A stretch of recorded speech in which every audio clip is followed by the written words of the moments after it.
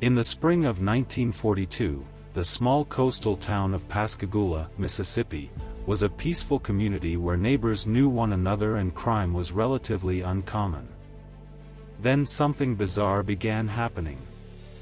Residents started waking up to discover that someone had entered their homes during the night. Nothing had been stolen. No one had been attacked. Instead, the mysterious intruder had done something almost unbelievable. He had cut off locks of their hair while they slept. The strange incidents became known as the legend of the Phantom Barber of Pascagoula.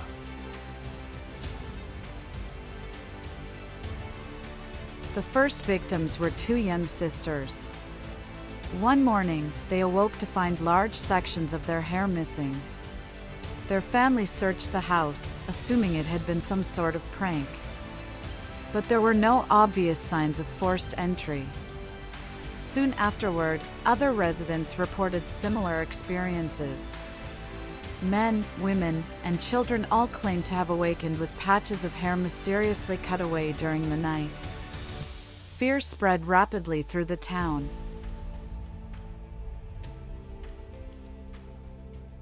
Witnesses described no clear suspect. No one reported seeing the mysterious barber at work. There were no fingerprints. No obvious clues. Some victims claimed they had slept unusually deeply before discovering their missing hair. Others reported hearing strange noises outside shortly before going to bed. Rumors quickly began spreading. Was there one intruder? Several copycats? Or something even stranger? No one knew.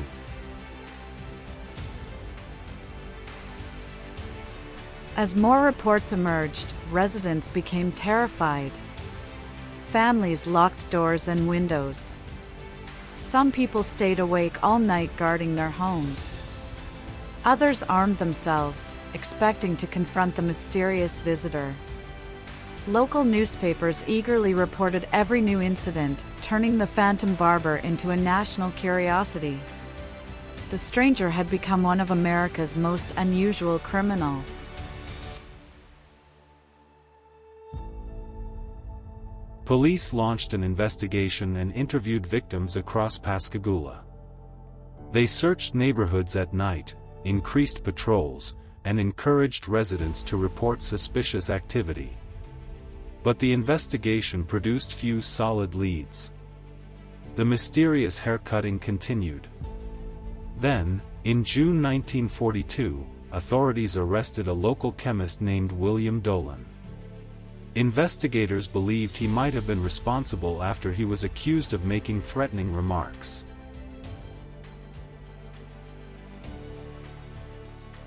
Dolan denied being the mysterious barber. At trial, prosecutors argued that he had used a homemade chemical to render victims unconscious before cutting their hair. However, no hair clippings, cutting tools, or physical evidence directly linked him to the incidents. Despite the lack of definitive evidence tying him to the haircutting episodes, he was not convicted of being the Phantom Barber. Instead, he was convicted on a separate charge related to attempted poisoning and served time in prison. The actual identity of the person who cut the victim's hair was never established.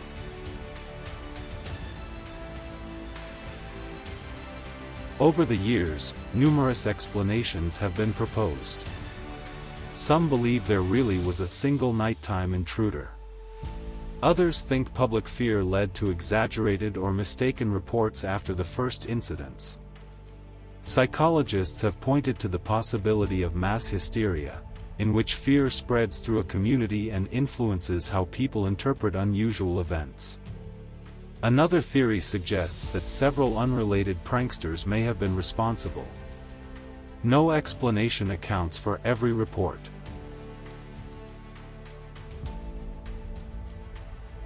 Because the incidents were so unusual, and because they occurred during the tense atmosphere of World War II, the Phantom Barber quickly became part of American folklore. Books, newspaper articles, and documentaries have revisited the story for decades. It remains one of the strangest criminal mysteries ever associated with a small American town.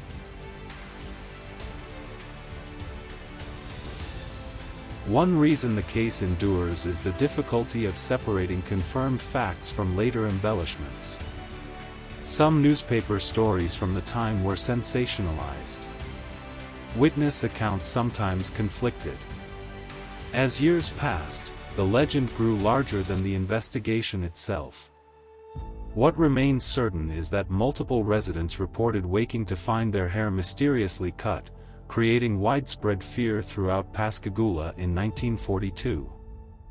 Exactly who was responsible, or whether every report involved the same person, has never been conclusively established.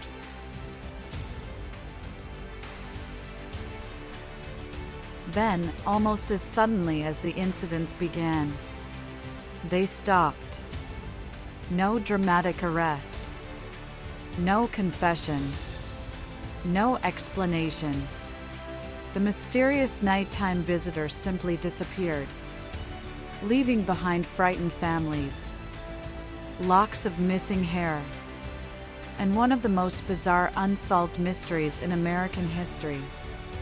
To this day, the Phantom Barber of Pascagoula remains a curious blend of documented criminal investigation and enduring local legend, a reminder that sometimes the strangest mysteries are not the deadliest ones, but the ones that seem almost impossible to believe.